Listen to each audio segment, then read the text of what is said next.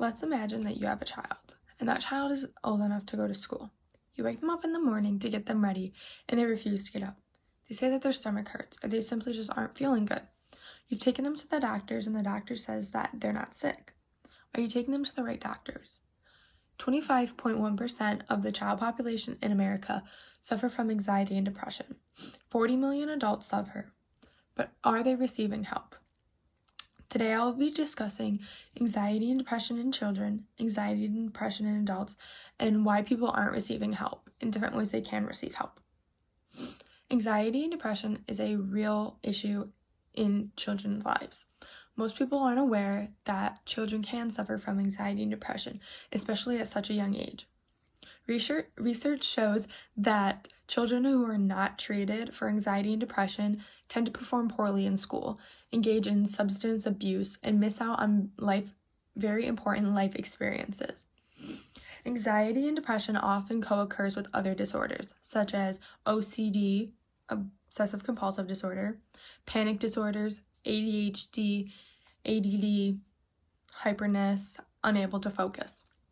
Child refusal to go to school can be aspects of anxiety and depression. Most parents are unaware that when their child doesn't want to go to school, it could have to do with anxiety or depression that they suffer from. Whether it's they don't like their teachers, they don't like their classmates, they don't like their school is hard for them, they're going to miss their parents. There are many reasons why children refuse to go to school, and most parents don't realize it has to do with anxiety or they are depressed and they don't want to have to get up in the morning. Studies have shown that up to 10% of the kindergarten child population in America suffer from anxiety and depression, according to Dr. Miller. Which seems a little odd that kindergartners can suffer from anxiety and depression, but it could have to do with PTSD effects in their life, or not being able to understand the curriculum, or other children not getting along with them. That can cause a lot of anxiety and depression issues at such a young age. Many teachers and parents don't pick this up when the child is young. They just want to assume it's the child's personality, or they're still young and still trying to learn and develop, so they don't take it as seriously as what they should be doing. The downside of labeling children with anxiety and depression at a young age is it tends to be an excuse for the parents. They like to say that because my child has anxiety and depression, they should be able to miss out on these life events or these school events or certain aspects of life. But that is actually all wrong. According to Dr. Mancy, she states that your child the anxiety and depression should not be an excuse for your child to miss out on events. And that is exactly the case. I completely agree, even though this is not opinionated based, but as someone who's diagnosed with anxiety and depression at a young age, my parents never let that be an excuse for me to get out of events.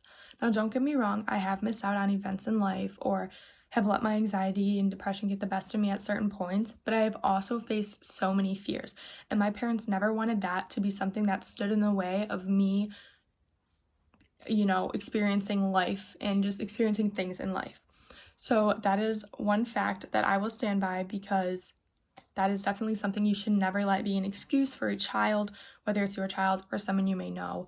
Anxiety and depression should never be used as an excuse. It should just be used as something you can help work around in someone's life and make things easier for them. So most people are unaware of anxiety and depression in children, but how much do they really know about anxiety and depression in adults? 40 million adults in America suffer from anxiety and depression, which is a huge number. If you think about it, over the ages of 18 and up, that's what it counts for. So 18 and under counts as children, obviously, and then 18 and up is the adults. So from ages 18 and up, 40 million people. 40, sorry. There are many other disorders that they can suffer from, such as generalized anxiety, which is GAD. 6.8 million Americans suffer from generalized anxiety, which is a huge population. Women are most likely to suffer from this than men, but it's both genders can suffer. I was able to pull up my PowerPoint to show you. And so for this pie chart right here, it shows how severe anxiety and depression are in adults from 2001 to 2003.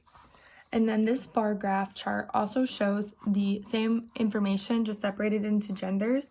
So it's a little bit easier to read based on those facts.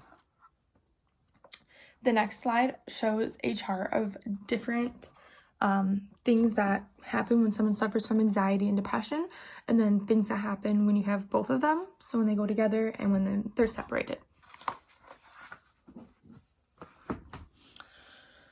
So now that we've talked about the issues of mental health in children and adults, it's time to discuss about if they're getting help, why they're not getting help, and ways to receive help. A 2004 report by the World Health Organization reviewed rates of psychiatric help across 37 research studies. 30 to 80% of people never received help for their mental health issues. From this analysis, some of the average non-treatment rates for specific disorders include panic disorder as 55%, major depression as 56%, generalized anxiety disorder as 57%, obsessive compulsive disorder at 59%. There were more disorders that were analyzed, but these were just some of them to discuss. These are the most important ones that I felt due to anxiety and depression being talked about. Some reasons people might not want to receive help is because of limited awareness. People aren't always aware of the help that they can receive for their mental health issues. The feeling of inadequacy, distrust in a therapist or a doctor, hopelessness, thinking that they're not going to get any better, unavailability. They don't have the available resources to receive help. I'm no doctor, but I know that therapy and medication can help and has helped. In conclusion, I've discussed that many people in America suffer from mental health issues, including children, which we are unaware of. Not everyone receives help, and you can't always make someone receive help.